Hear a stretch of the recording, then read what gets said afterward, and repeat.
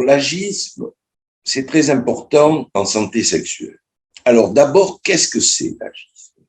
Eh bien, l'agisme, c'est considérer un groupe, une population particulière avec des stéréotypes liés à l'âge.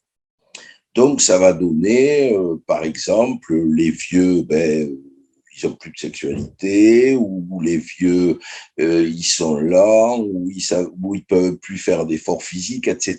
Donc, c'est au fond une espèce de légende qui persiste alors que la situation a réellement changé. Nous, médecins, nous savons aujourd'hui qu'il y a des gens à 70 ans qui sont en parfaite santé, qui ont des vies extrêmement actives, dynamiques, qui ont aussi des vies intimes, bien sûr. Eh bien non, l'agisme, c'est au fond ce stéréotype. Et pourquoi ça a des conséquences en médecine sexuelle et en santé sexuelle? Parce qu'au fond, ça va inhiber les patients, c'est-à-dire ça va leur donner une sorte de honte à mon âge, docteur.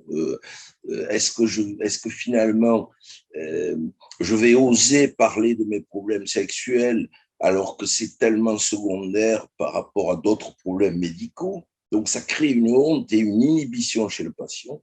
Et ça va créer effectivement chez les médecins une sorte d'idée reçue. J'ai patronné une thèse magnifique, une thèse qualitative où on a interrogé au fond les médecins qualitativement, ce qui est pas mettre, cocher une case, mais parler.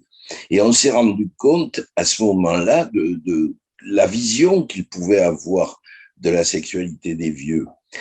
C'est très marrant de se rendre compte qu'alors que nous savons que la vie change et qu'aujourd'hui, dans l'étude du vieillissement, la prévention, justement, le fait de rester dans le mouvement, de rester dans la vie a une importance absolument colossale et que la sexualité, je dirais surtout l'intimité et le couple.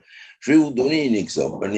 Je suis allé passer quelques jours en thalassothérapie. Et là, il y avait un couple absolument magnifique, grand âge, c'est-à-dire plus de 90 ans, qui avaient tous les deux des handicaps incroyables. Eh bien, c'est le fait de pouvoir s'aider tous les deux, ils vivaient. Ils n'étaient pas du tout dans la dépendance, alors chacun séparément, ils seraient dans un EHPAD. Donc, vous vous rendez compte l'importance du maintien de cette intimité, de la vie sexuelle, etc., dans la santé de ce couple. Donc, au fond, lutter contre l'agisme, c'est tout simplement retrouver le sens de l'anamnèse, le sens de la vérité de l'âge de chacun et chacune d'entre nous.